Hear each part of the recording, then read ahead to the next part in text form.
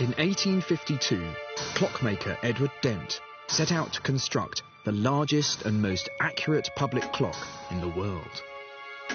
It took 7 years to build, a testament to a very human need.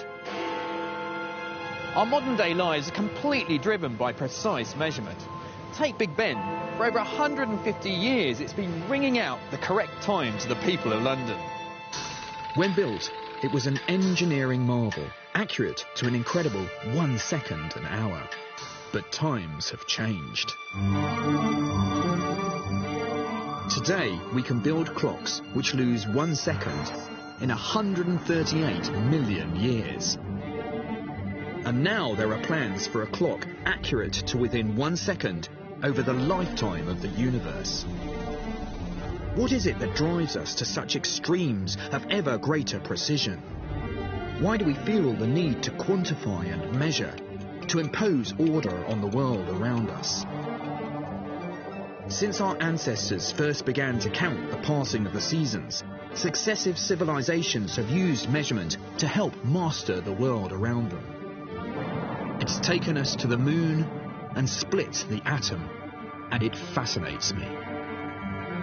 Ever since I was young, I've been obsessed with measuring things, trying to make sense of the world around me.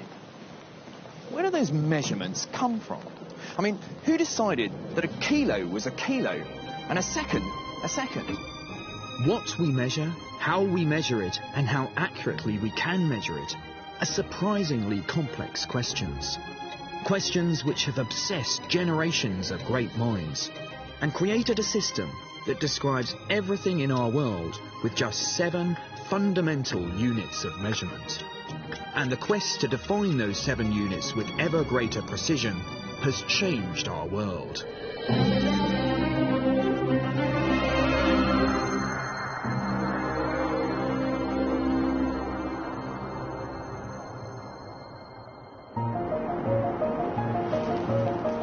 In this series, I want to explore why we measure.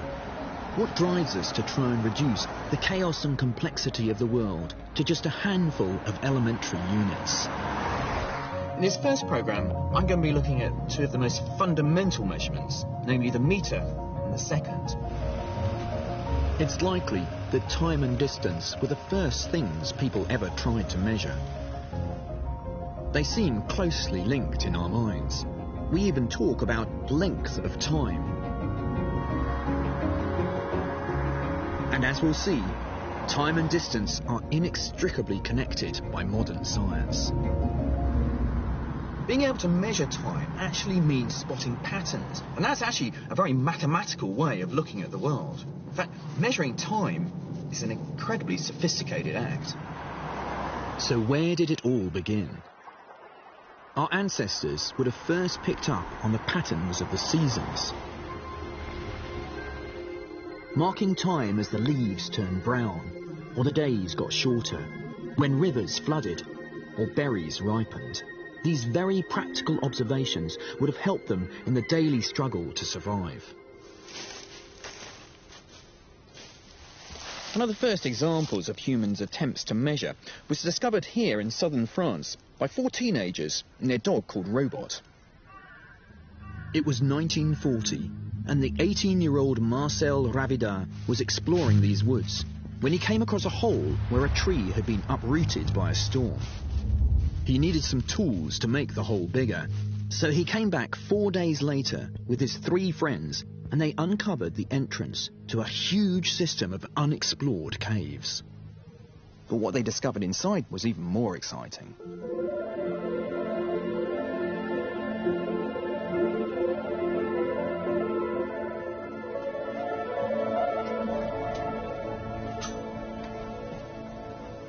Wow.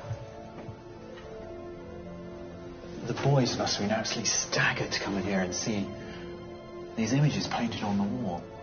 I mean, these are some of the oldest cave paintings. Oh, look at this. It's all over the wall.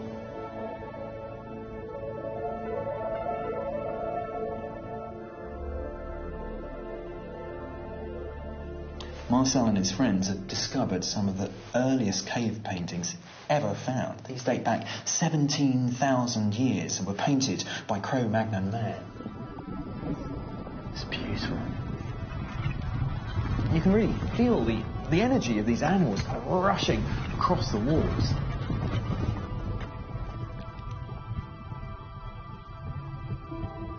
This cave is a replica of the original, which is a few hundred meters from here and is now carefully preserved.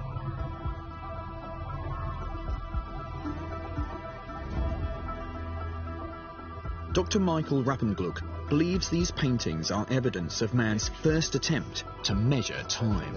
That's one. It's very, very beautiful. I can see the little... Yes. To him, this is a giant calendar. The clues lie in these strange patterns of dots. Each dot represents a week. 13 dots represent 1/4 of a year. His theory is that each 7-day phase of the moon, what today we'd call a week, is marked with a dot on the wall to chart the passing of time.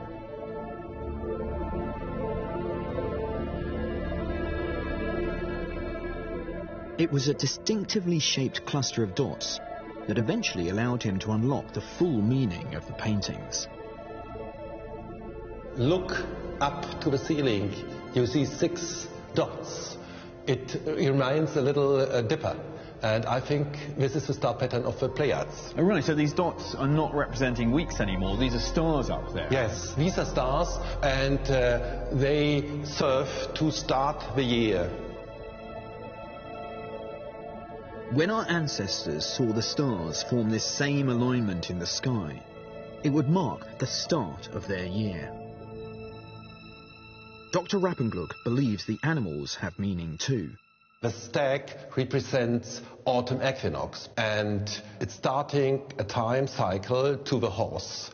The horse represents springtime, and you see the horse is pregnant, highly pregnant. So 3/4 of a year are represented on the wall. So it's just the star calendar followed by the calendar marking the weeks that allows them to know when the stags are rutting. Yes, or indeed. the pregnant They animals. synchronized biological rhythms of the animals with astronomical rhythms. It's an extraordinarily sophisticated system. Yes. For 17,000 years It is. ago. It It's is. amazing.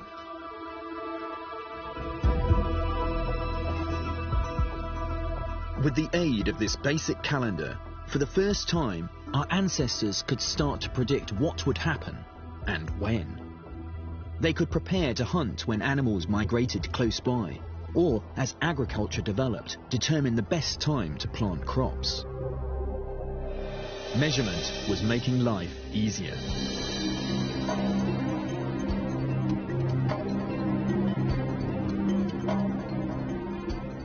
But as communities grew, so did the need for more precise timekeeping, beyond the cycles of the moon, the stars and the seasons. 13,000 years after our ancestors painted the caves in Lascaux, first the Mesopotamians and then the Egyptians started to tackle the problem of dividing up the day. And they took their inspiration from the sun.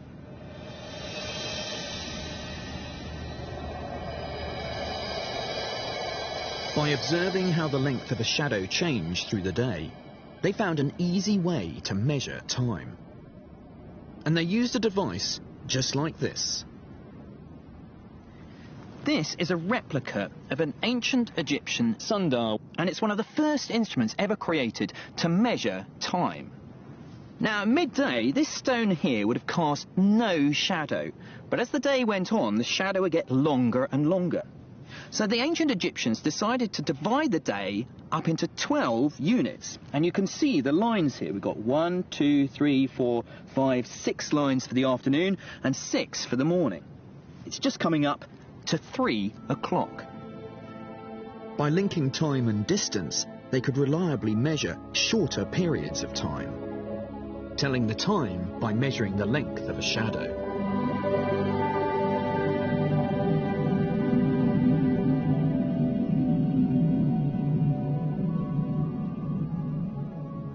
Although the sundial was a brilliant invention, it was fundamentally flawed. It didn't work at night. Like the cavemen of Lascaux, who used stars to mark the seasons, the Egyptians went one step further. They used them to divide up the hours of darkness. But on a cloudy night, just as on a cloudy day, they still had no way of telling the time. And this is where they made a conceptual leap. This is a water clock. It's a very simple idea. Basically, what they did was to take a bucket and make a hole in the bottom. Then, as night fell, they would fill the bucket with water.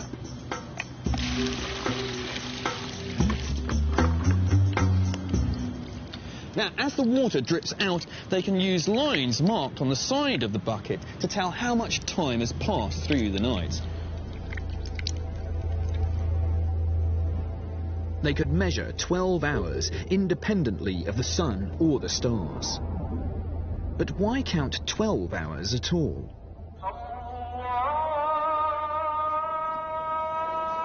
The answer lies in how business was done thousands of years ago.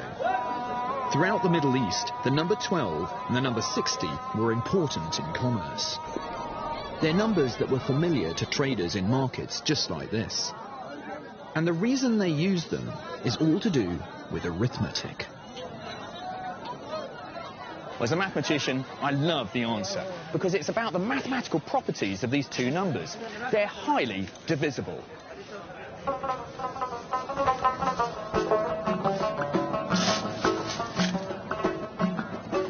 Take the number 60. I can divide 60 beans into 6 groups of 10 beans, 5 groups of 12 beans, 4 groups of 15 beans, 3 groups of 20 beans, 5 there, 2 groups of 30 beans, or 1 group of 60 beans. But take 100 beans, how can I divide that? I can divide it into 2 groups of 50, but divide by 3, I've got to start cutting a bean. Because the numbers 12 and 60 were so familiar to Egyptians, it was perhaps no great conceptual leap for them to come up with a 12-hour night and day. So the idea stuck.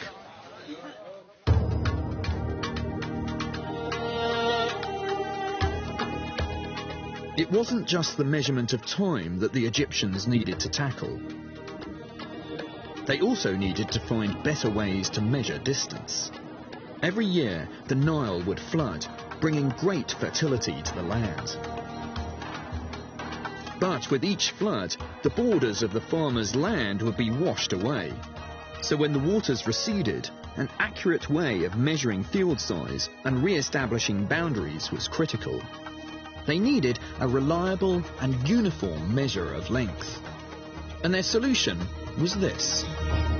It's a cubit rod, and it's the Egyptian equivalent of a ruler. Its length was the distance of the pharaoh's cubit, which was the length from his elbow to the tip of his middle finger. So actually my cubit is slightly shorter than the pharaoh's. But this led to the Egyptians creating some of the most remarkable buildings the world has ever seen. This is the Great Pyramid of Cheops, built over 4,500 years ago for the 4th dynasty pharaoh Khufu. It's said 20,000 men took 20 years to build it, using over 2 million limestone blocks, all meticulously aligned and measured with the cubit rod. This is a miraculous building.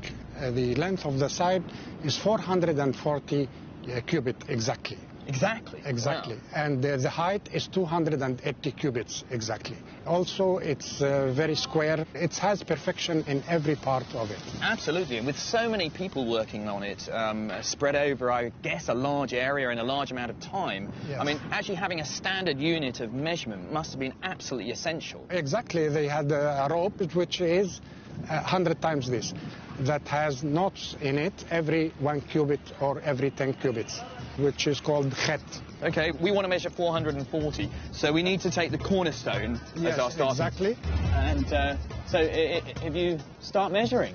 Yes.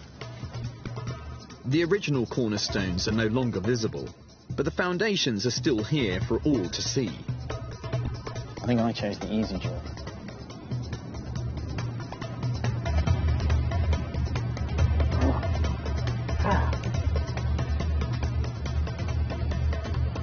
$430? Wow. 440 cubits, You pretty see? much on the knot. Exactly.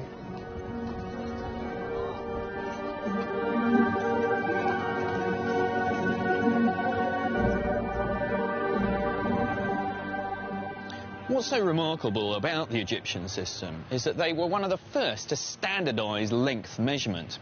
It's said that every full moon, the surveyors across the land would gather and compare their wooden cubit rod against the royal master cubit. Made of granite, this was held by the royal surveyor. Failure to maintain an accurate cubit was punishable by death. It was a very simple and efficient way to standardise length measurement across the land, and it enabled the Egyptians to measure things with phenomenal accuracy.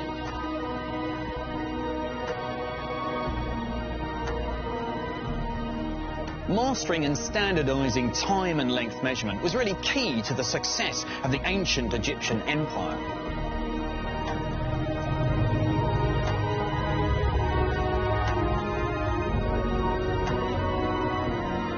The power of measurement is that it created order out of chaos and allowed civilization to flourish.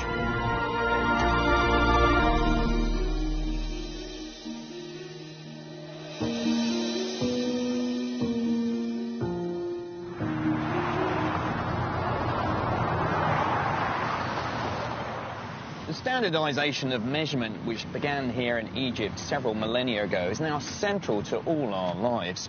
Nearly every country in the world has a national measurement body whose master lengths and weights are calibrated by one international body. A little bit like the modern-day pharaohs trying to bring standardisation of measurement across the globe.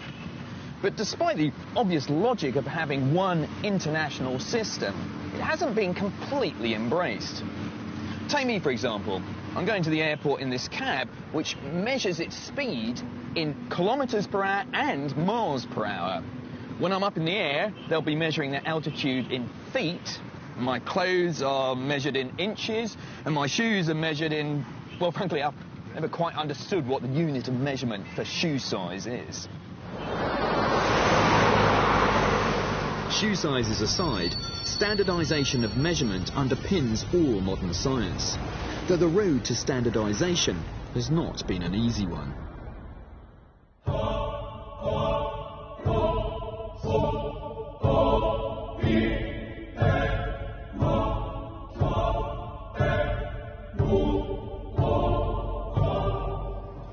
Throughout history, rulers had a nasty habit of ripping up measurement systems and demanding that they be replaced by lengths based on their own body parts.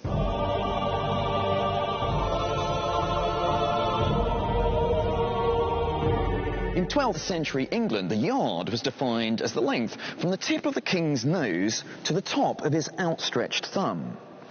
But as each new reign came in, so things changed. Henry VII, he defined a yard as the length of his arm.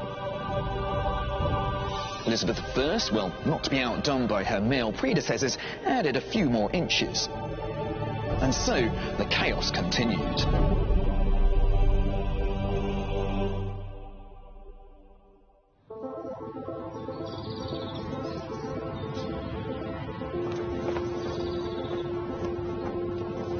Lack of standardisation was a problem on the continent too. If you thought the British had it bad, then spare a thought for the French. On the eve of the French Revolution, the Ancien Regime had over 250,000 different weights and measures, including several thousand for length.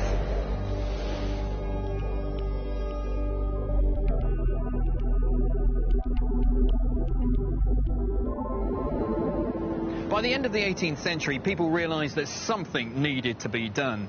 Trade was impossible and open to fraud, navigation was treacherous, and building plans made by an architect in one city couldn't be reproduced in the other because they didn't have the same measurements.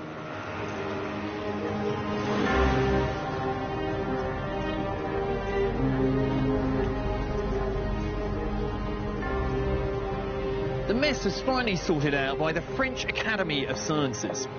It was the last few days of the French monarchy, and buoyed by the revolutionary spirit of the time, sense of equality and rationalism, France's best scientists decided to form a groundbreaking revolutionary plan of their own.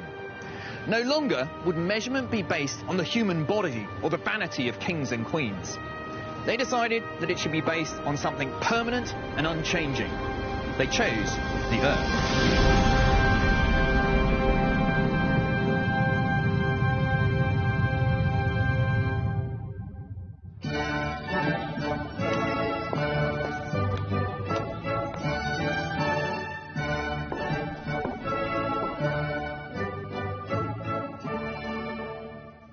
It's really exciting to be here. This is really one of the great scientific centres in the whole of the world.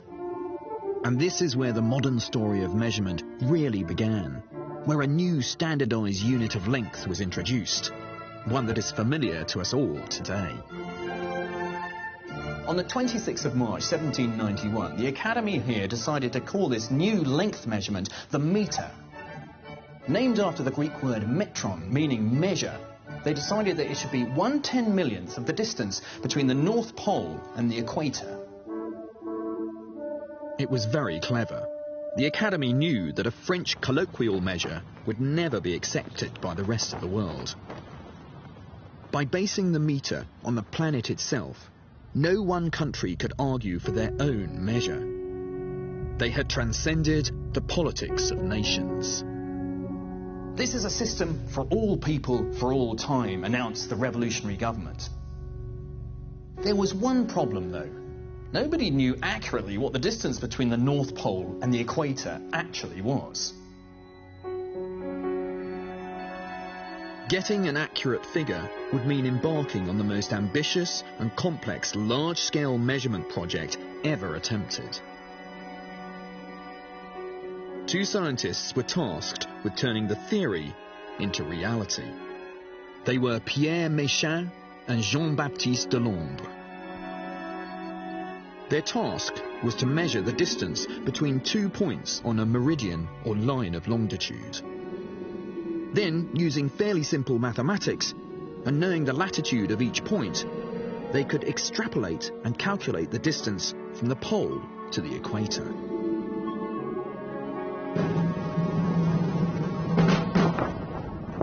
This experiment would be difficult enough under normal conditions, but France was in the middle of a revolution. It was a dangerous time to have big ideas that were not necessarily easy for the new order to understand. Nevertheless, undaunted, the scientists pushed ahead. It was here in 1793, from this bell tower in Dunkirk, that Jean-Baptiste Delambre started the northernmost part of his epic quest to measure the Earth.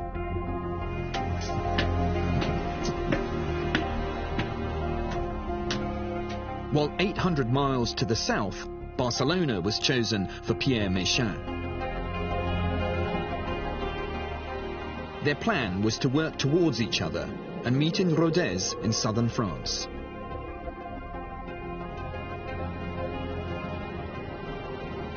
You can imagine Delambre's excitement as he stood up here 200 years ago, ready to start his journey. A journey that would take him 7 years to complete. And the rather splendid piece of equipment they used was this: a repeating circle. A device that measures angles extremely accurately, and as good today as the day it was made. Now obviously Delambre wouldn't measure every distance from here to Barcelona, but what he can do is use a method called triangulation. So the first point of the triangle is the top of this belfry. Then Delambre would have looked across the countryside trying to find two high points, and he would use this piece of equipment to line up the telescopes on those two other points. Then all he had to do was measure the angle between the 2 points and measure the distance to the closest one. By then moving to the next high point and measuring the angles again, simple geometry gave him the distances between all three. So it's an amazing principle, because just one measurement of distance, and then there's triangles all the way to Barcelona.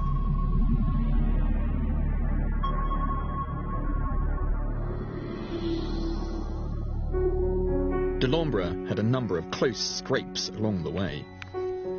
He was arrested several times, accused of being a spy. Why else would he be scaling towers, carrying strange equipment? He tried to explain that he was measuring the size of the Earth for the Academy of Sciences. But a drunk militiaman interrupted. There is no more academy. We're all equal now. You'll come with us.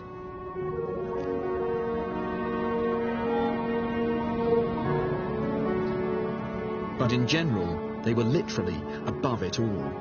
On rooftops, towers and church spires, they carried out their quest. It was an extraordinary feat. 7 long years later, the two men had measured the exact distance between Dunkirk and Barcelona. Now the meter was just a simple calculation.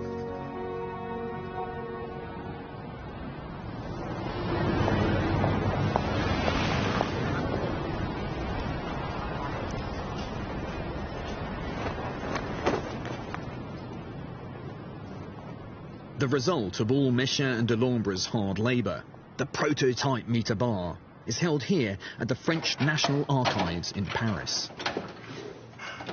Made in 1799 of pure platinum, it's meant to represent 1/10,000,000th of the distance between the North Pole and the equator. In fact, due to errors that Mechin made early on in his survey, it's fractionally wrong.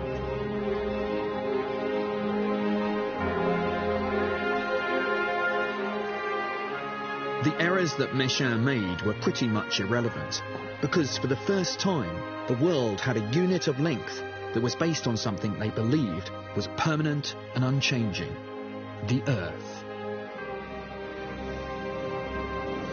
There it is, the meter. A thing of beauty. Not so much the object, but the idea it represents. This meter bar ushered in the era of metrification. The achievement is immense. Even Napoleon, in a moment of humility, admitted that conquests come and go, but this work will endure. And he was right. This lump of metal really represents a change in our thinking. For the first time, we had measurement based on something fundamental and universal.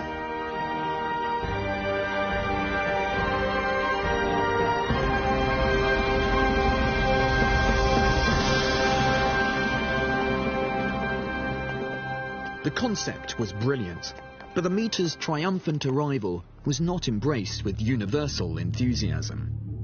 In fact, it took several decades before the meter was finally accepted as a standard international unit of measurement.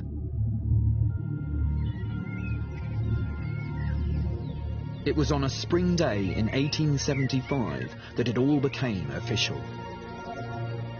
The historic meter convention was signed and meter clones sent out around the world. It was the beginning of our global system of precision and accuracy. 17 countries signed the convention to form the BIPM, the Bureau International des Poids et Mesures, the custodians of international weight and measurement. It's a role they still perform today. Metrication was to be the basis for a new system of measurement, the Système International, or SI. It even led to a new science, metrology, the study and refinement of measurement. The meter had united the world, at least in theory.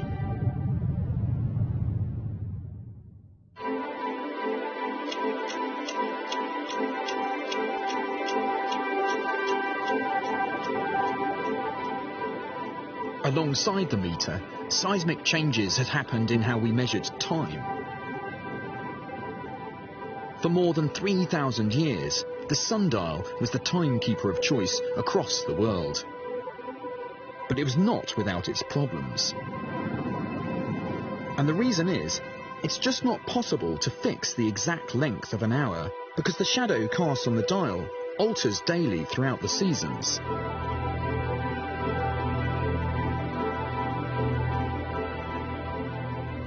The Greek astronomer Hipparchus was the first to notice the equal length of day and night at the spring and autumn equinoxes, and that this could give us a standard for setting a fixed length of hour.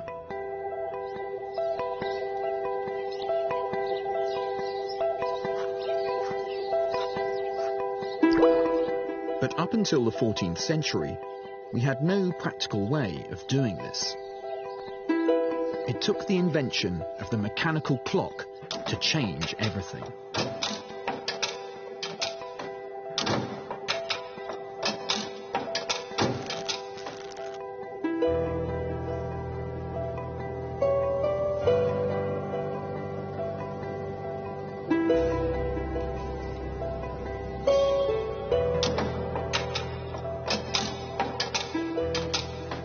This is the Salisbury Cathedral clock, and it dates back to 1386, and it's believed to be the oldest surviving mechanical clock in the world. For me, this is an absolutely staggering achievement. I mean, this is the 14th century, the medieval time, and here a blacksmith and a stonemason have created something that is able to regulate time. Now, it isn't driven by a pendulum. Those sort of clocks wouldn't be invented until the 17th century. Instead, it's these weights at the back which are controlling the clock. And as the weights fall, they unwind the ropes around these barrels. It's gravity that drives the clock. And all you need to power it is some muscle to raise the weights.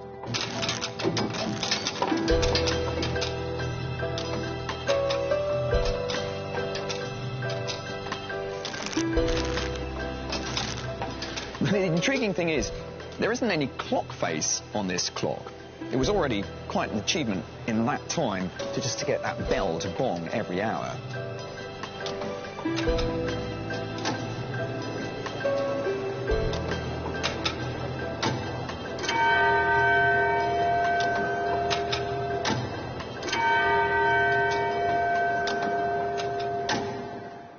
By the end of the 14th century, many cathedrals across Europe had built clock towers, towering up to the heavens, glorifying God, but perhaps more importantly, controlling the lives of us mere mortals down below. The clocks weren't terribly accurate. Probably the best ones lost 15 minutes a day, but they began to irrevocably change people's lives.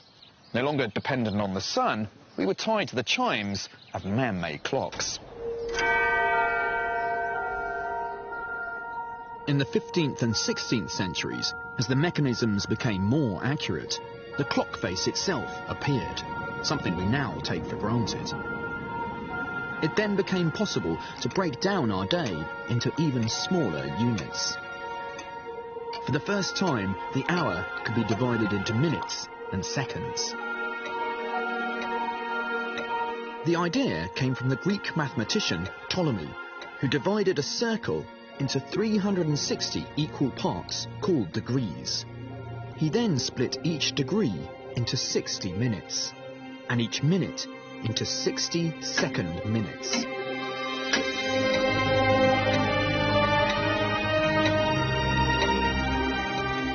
Which gave us the words we use today.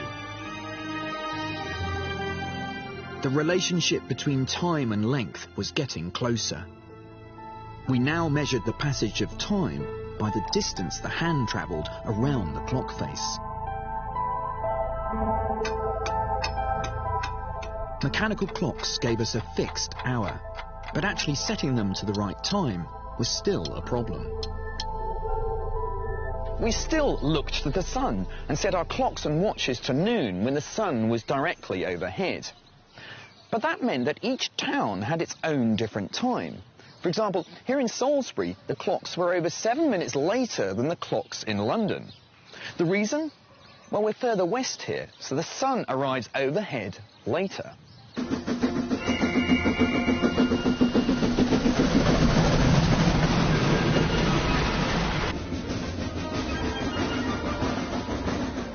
But with the development of steam power in the early 19th century, things had to change. because it was impossible to set busy train timetables if every town had its own different time. A single national time was urgently needed. Under the unswerving leadership of Sir George Airy, the Astronomer Royal at the Greenwich Observatory, Greenwich time became the time for Great Britain.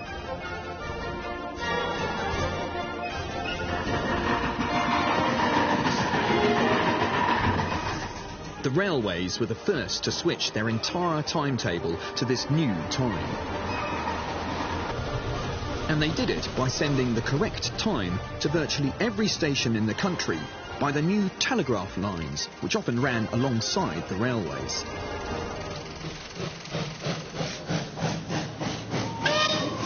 Gradually, national and international time became essential for business. And in 1884, Greenwich time was universally adopted as the basis for a new system of international time zones. The reason for its enthusiastic adoption was because the Greenwich Observatory produced the most accurate nautical almanacs used by mariners throughout the world. And as these almanacs were all set with Greenwich lying on 0 degrees of longitude, the prime meridian, at a stroke, Great Britain became the centre of the world. Time was no longer calibrated locally by when the sun was at its highest. It was set astronomically at Greenwich.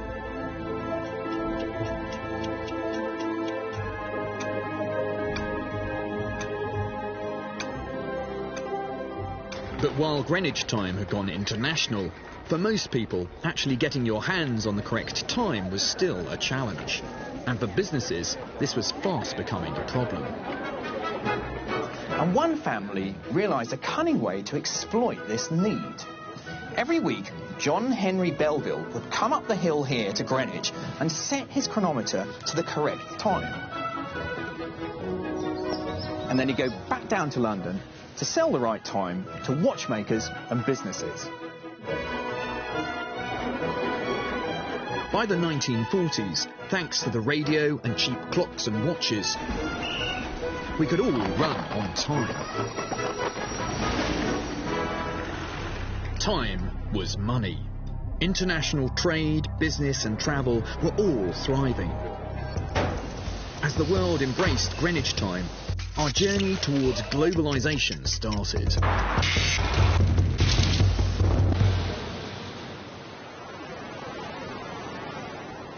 While universal time was transforming our world, the same could not be said for the meter.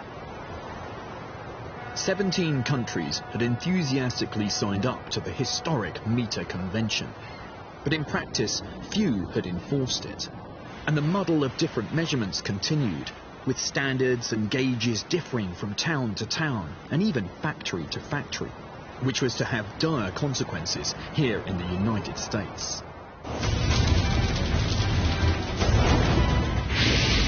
When a huge fire ripped through the American city of Baltimore in 1904, a disaster of epic proportions was unfolding. As fire crews from the nearby cities of Washington and New York rushed to the scene, all they could do was sit and watch the inferno engulf the city. None of their fire hoses would fit Baltimore's fire hydrants. Despite being less than 200 miles apart, all the fire crews were using different sized equipment. The fire raged out of control for 2 days, destroying 1,500 homes.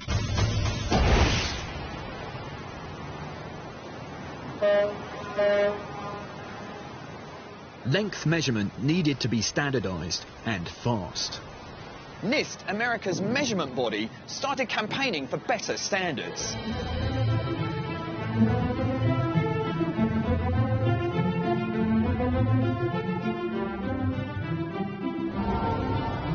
Spurred on by the NIST campaign, American industrialists soon realized that they could capitalize on improvements in accuracy. Henry Ford started commissioning increasingly accurate gauges and measures.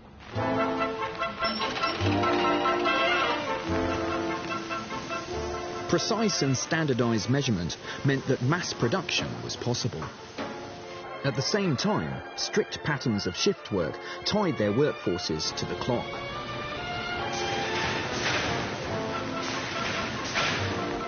It was the dawn of the modern age. For the first time, millions of identical parts could be produced at rapid speed and minimal cost. The American boom was underway. And when you see inspectors checking parts for accuracy to dimensions measured in 10,000ths of an inch, you see where quantity production of quality products actually begins.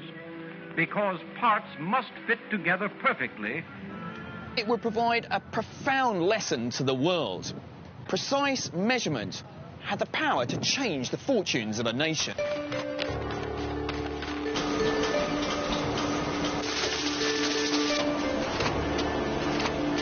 But the problem with any technological breakthrough is no one quite knows where it will lead. It took the paranoia of the Cold War and the resulting arms race to trigger the next big leap in length measurement. And it led us further than we ever thought possible. But history and our own conscience will judge us harshly if we do not now make every effort to test our hopes by action. The stakes were rising, but our level of accuracy was failing to keep up with our aspirations. Up to the 1960s, we could measure with an accuracy of 1/10,000,000th of a metre. But an error of this magnitude in the components of a rocket navigation system would mean missing the moon by 4,000 miles. Now, the challenge was to improve the accuracy 100-fold. We choose to go to the moon in this decade and do the other things, not because they are easy, but because they are hard. Because that goal will serve to organize and measure the best of our energies and skills. The meter bar was no longer accurate enough. A new and more precise way of measuring length was needed, and the answer lay in the fundamental properties of the universe. It was the dawn of the quantum age.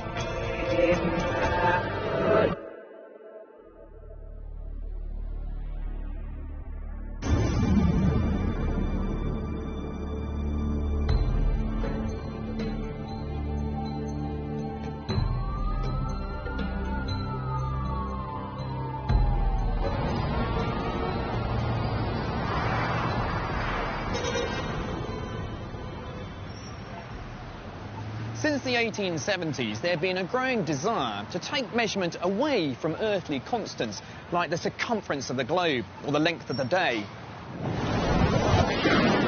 and to tie measurement to the fundamental and unchanging laws of nature, things like the speed of light or the charge on a single electron.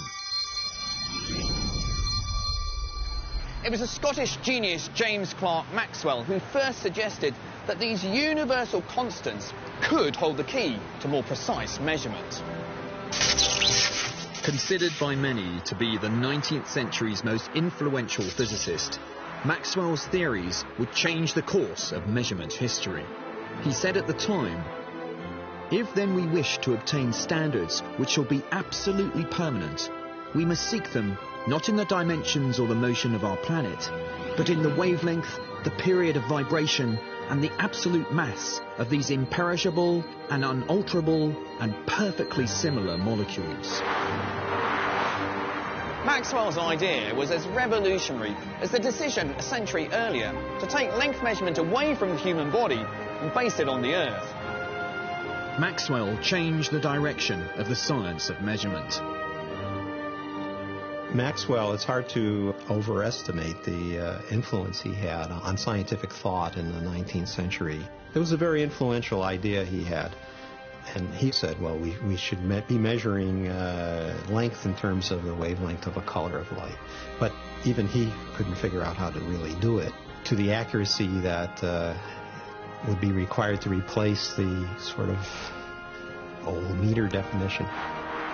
Maxwell was never able to turn his dream of using the wavelength of light to measure distance into reality, because the technology to achieve it simply didn't exist. But his ideas were revolutionary.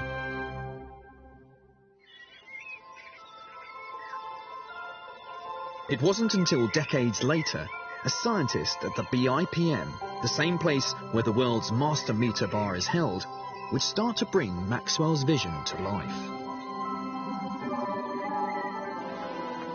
Albert Michelson began to design and build machines called interferometers that would actually measure the wavelength of different light sources. So this is one of Michelson's original interferometers. So what was he using it for, and how did he use it? Well, he wanted to demonstrate that it would be possible to measure a wavelength of light, because light travels in waves, and then in a future time define the meter in terms of this wavelength of light. Wavelengths of light are invisible to the human eye. Michelson's genius was realizing that when light is split and then recombined, it forms a unique pattern called interference that can be used to count wavelengths. So by counting how many going from light to dark, take a meter, divide by the number of those, you'll get the wavelength of light, something that you can't see with your naked eye. Right. What he had to do was build up from a wavelength of light to a meter. And in a half a millimeter, there are about more than 1,000 wavelengths of the... Extraordinary. It was the breakthrough that was to change the destiny of the meter.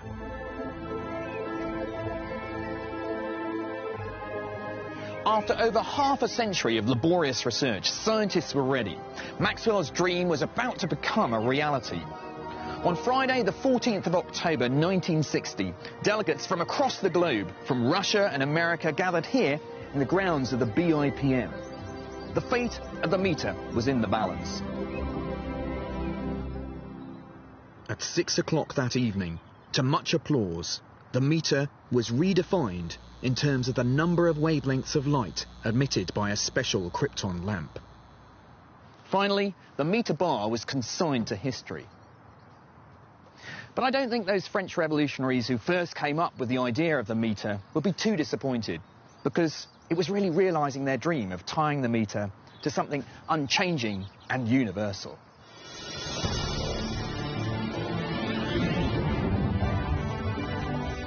Distance could be measured accurately using a universal constant, the wavelength of light.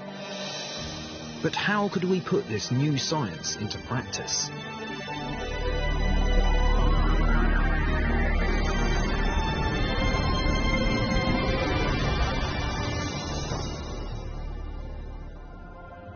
That would need the help of a project codenamed LASER.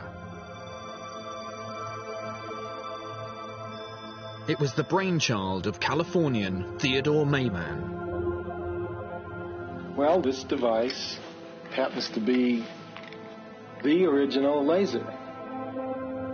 The beauty of the laser is that it is light of a precise, fixed wavelength.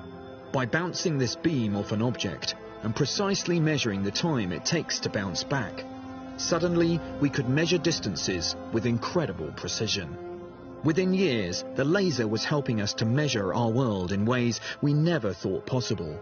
And there was no better illustration of this than the Apollo 11 lunar landings.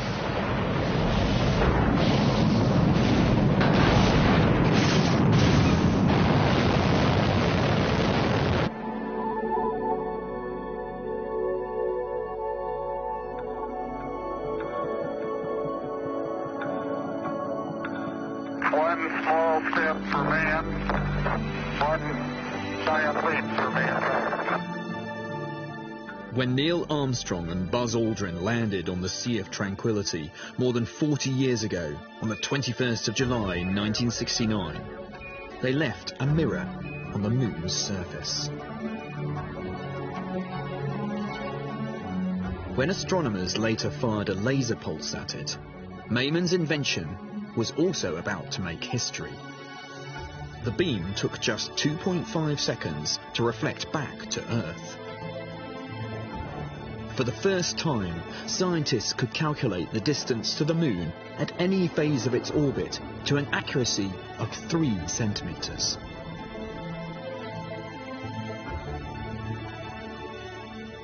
Lasers changed everything. they made scientists rethink what was possible. We could measure distance with extraordinary precision.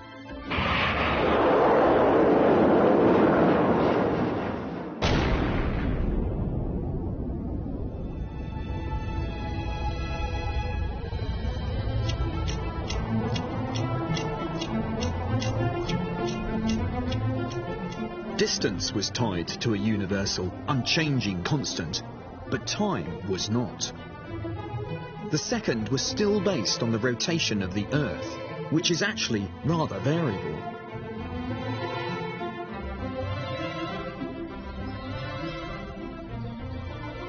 Finding a better way of defining time was to come from an unexpected quarter.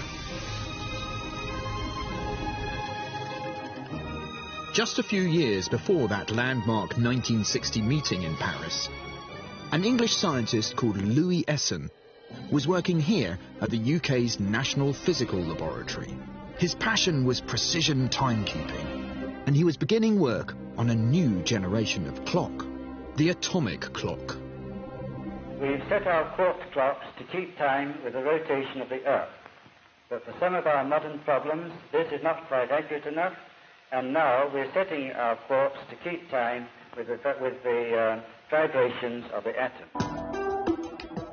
The theory was to define time through the vibration of individual atoms. Across the Atlantic, the Americans at their national laboratory were already pushing forward with a well-funded program. Back in Britain, Essen was struggling. There was little enthusiasm for his clock project, and funding was always a problem. His first experiment imploded, destroying much of his equipment. But in a classic story of the underdog winning through, Essen eventually created the world's first working atomic clock. It was called the Cesium-1, and it was accurate to 1 second in 300 years. The second was no longer based on the movement of our planet. Time was now locked to the beating heart of a cesium atom, a movement that was unchanging and fundamental across the universe.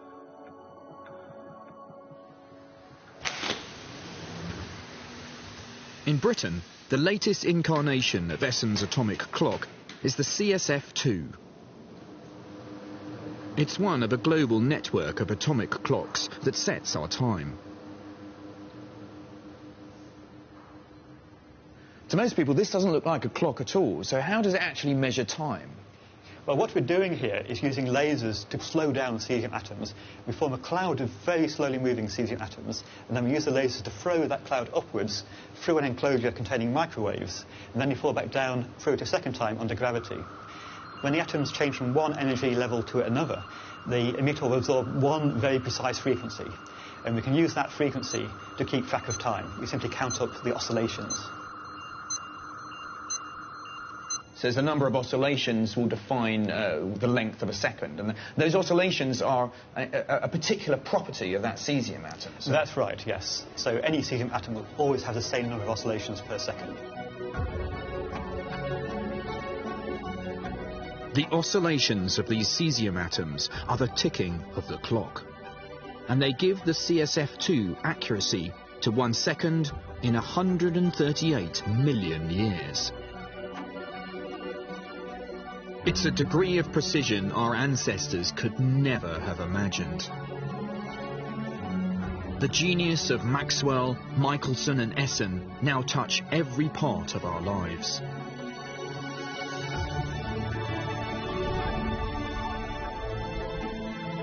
They could never have guessed their work would one day be at the centre of everything, from our banking systems to phones, GPS and the internet. These only exist because of the accuracy of atomic clocks and their ability to synchronize time across the planet. Measurement has taken us in directions we could never have dreamt possible.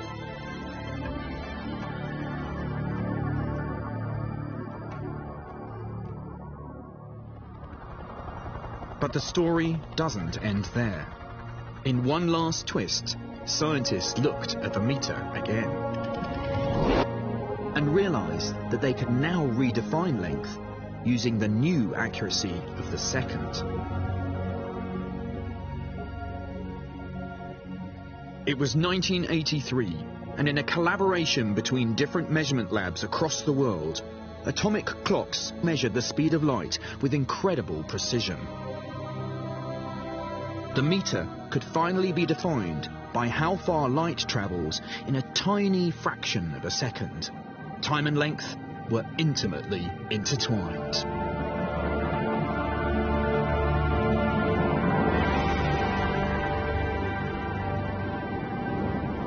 We've come a long way since the days of the pharaohs, when time was defined by the length of a shadow. After 3,000 years, time and distance are once again linked, joined together by one of the most fundamental and universal constants of nature, the speed of light.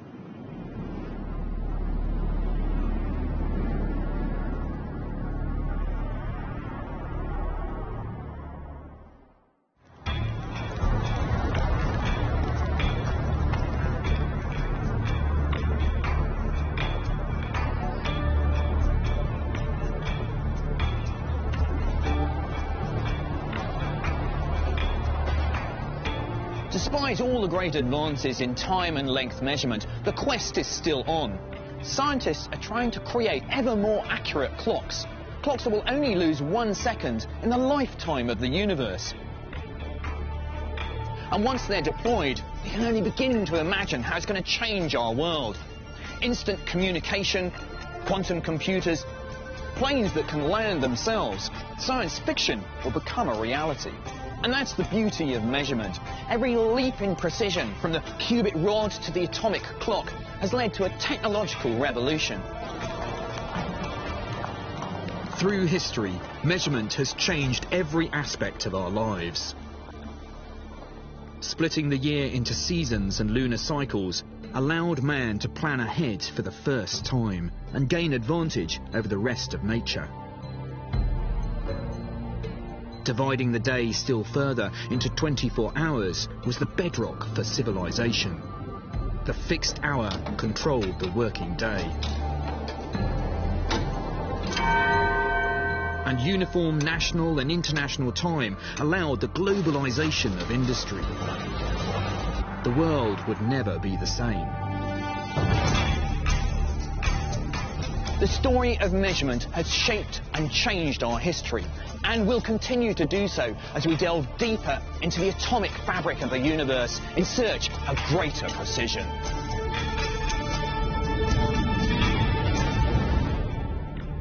Next time, I meet the biggest problem in measurement, the kilogram. This 19th century artifact is the world's master kilo, and it's losing weight.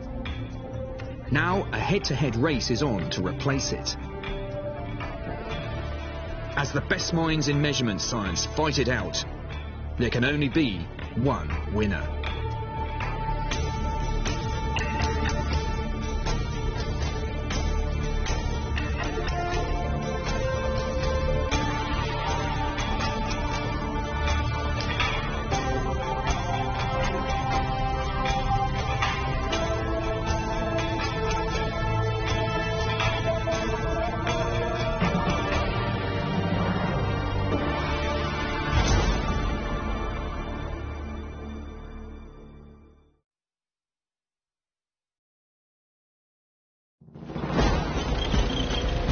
On the morning of the 14th of June 1940, several German tank divisions rumbled through the streets of Paris. The impossible had happened. Germany had invaded, and France had fallen.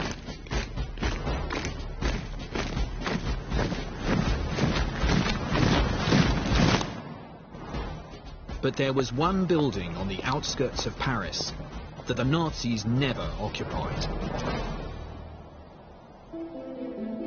This chateau has the same status as an independent territory.